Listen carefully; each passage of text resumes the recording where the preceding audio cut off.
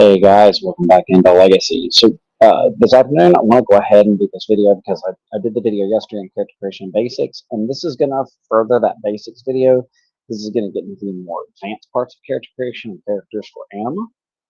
And this is going to go through the classes, and I'm going to use the warrior class as an example as I talk about this, so you guys will be able to see that here in a second, what this looks like on the book. And I'm going to explain what everything does, how it works, and then that way you guys have a better idea for how you're going to be spending your development points. And like I said, anything that needs to be explained later on in its own section, I'll go ahead and tell you that ahead of time. There are certain things that will be explained once we get into those sections, such as magic, psychic projection, those kind of things. That being said, guys, let's jump into it. And here's a look at our warrior. So this is a block for choosing a class in Anima. This is the warrior. So when you look at the warrior, you have your image of it. It gives you a good little description of what a warrior typically is. And then you see there is a text wall right there, guys. There is a text wall.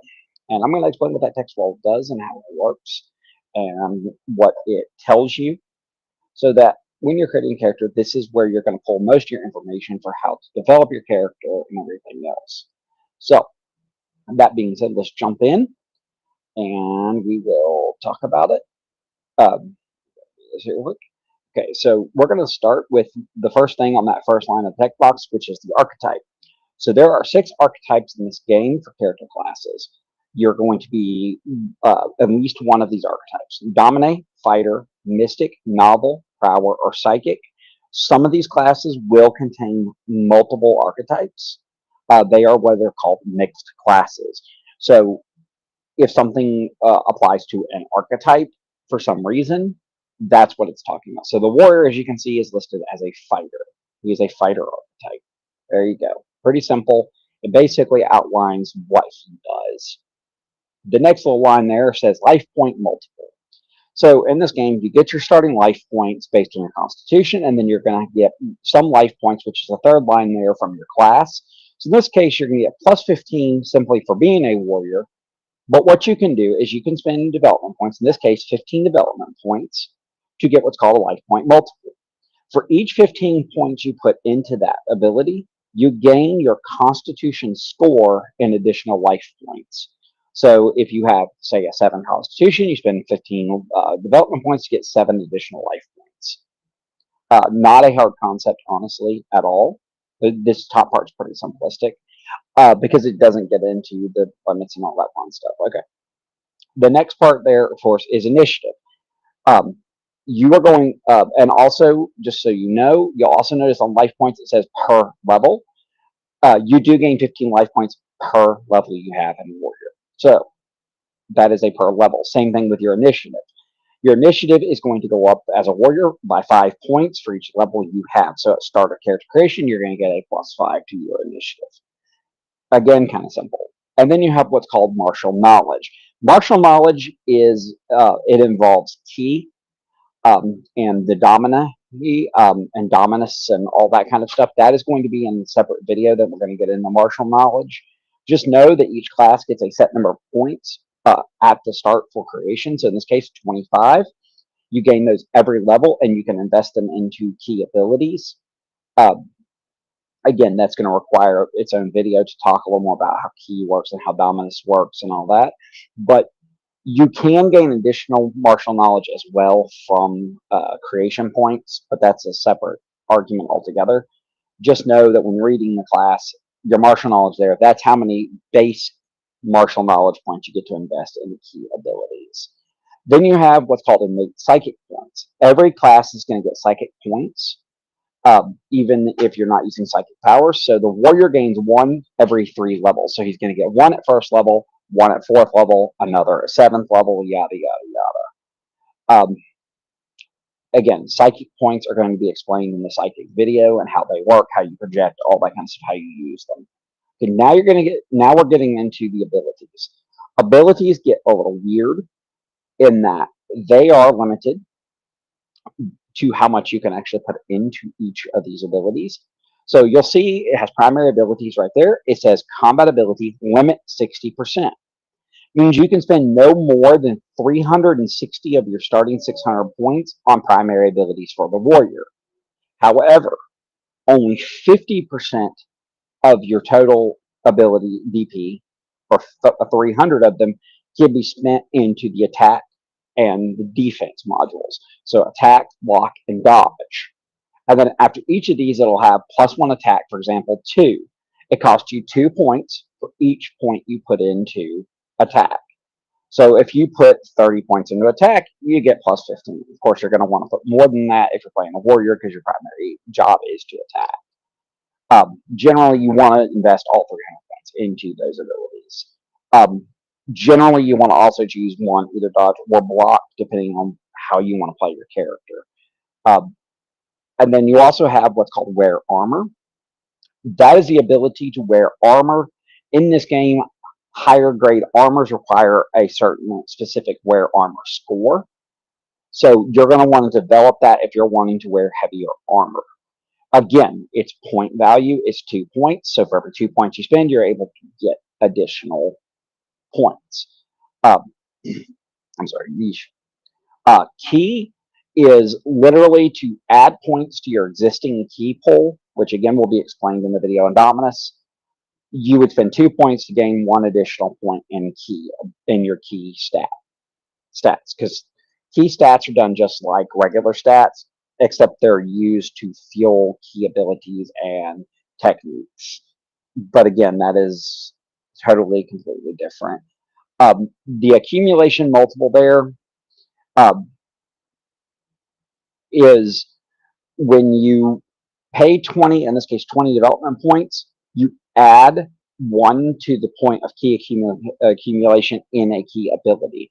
Again, accumulation is how fast you can pull together the key energy in order to pull off certain abilities, because like if you have an ability that costs you 4 key points, but you can only accumulate 3 a turn, it will take you multiple turns to actually get enough key to get that ability off.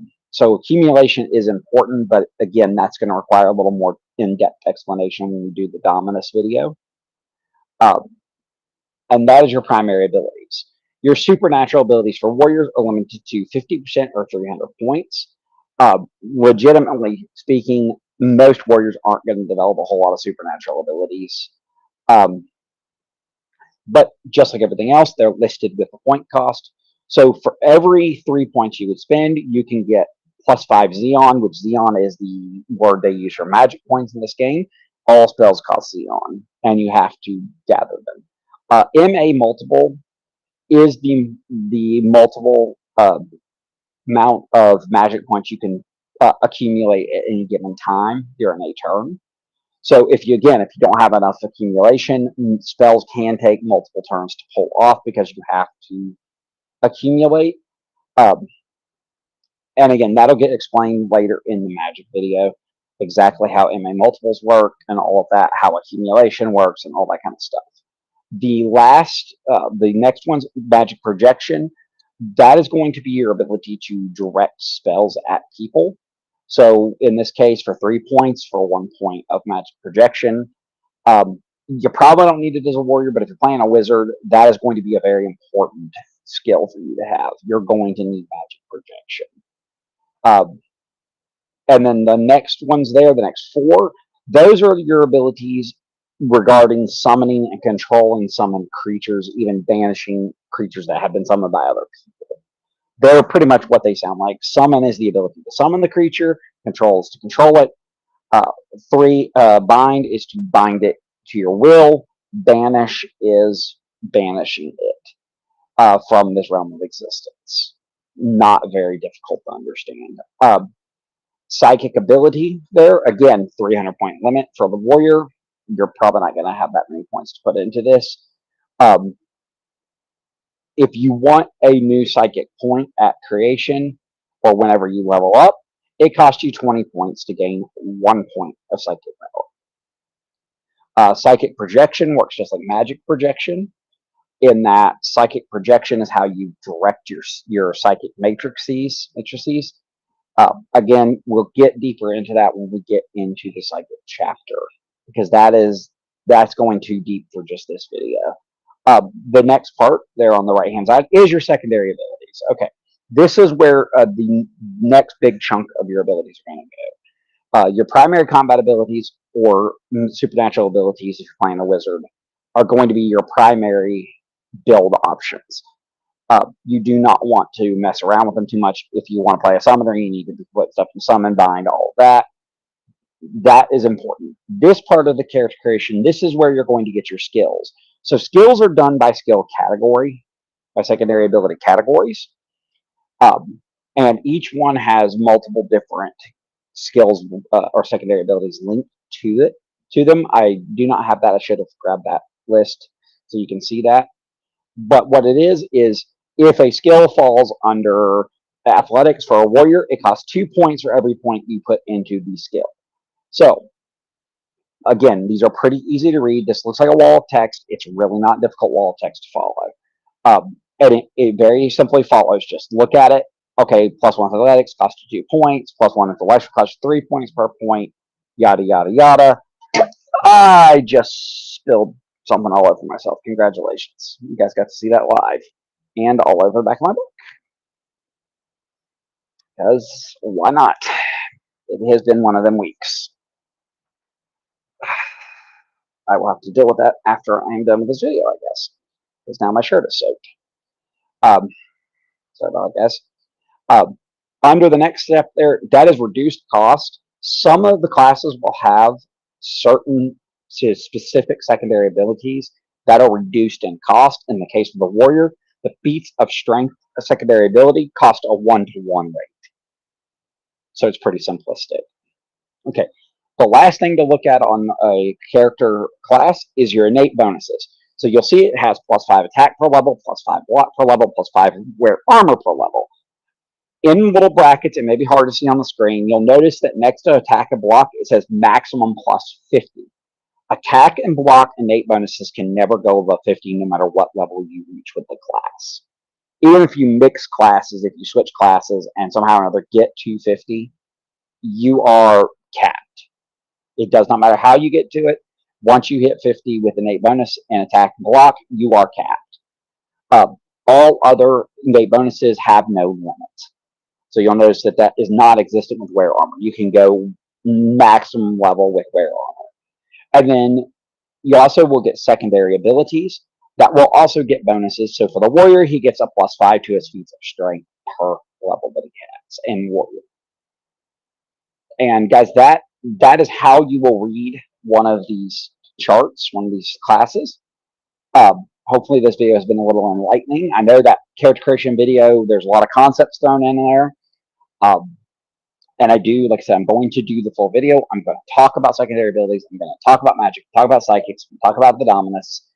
I'm going to do videos for those things so we can get into the details on how those work so that you guys can see them, you can understand it better. And like I said, once we're done with that, we will create a character together. I will do a live video where I create a character. You guys will see the character creation process in action. And that way that you understand how everything comes together. I know this sounds like a lot, guys, this character creation process. This game seems like there's a lot to it. I promise you it's actually not that difficult of a game. The biggest thing that's going to be kind of wonky, if you're not familiar with things like Rollmaster, is going to be combat, because there's combat tables. You roll on a table to see how much damage you do. And then things like magic accumulation, stuff like that is a little wonky. But once you get a handle on it, it's really not that hard. I told you guys from the get-go this game is a little crunchy. I stand by that. But hopefully you guys are starting to see how everything kind of is starting to fit together as I go through the videos. And with that said, guys, what thoughts, comments, questions, concerns? If I've made a mistake and you notice it, by all means, let me know. This is everything I've garnered from watching other people talk about it, reading the book, and everything else. So I'm doing this now. I'm doing this with you guys. So hopefully you guys will have a better idea how everything works. But with that said, guys, follow 3 rolls, no ad hominems, no picking fights, no college dissertations. Other than that, guys, we do hope you have fun.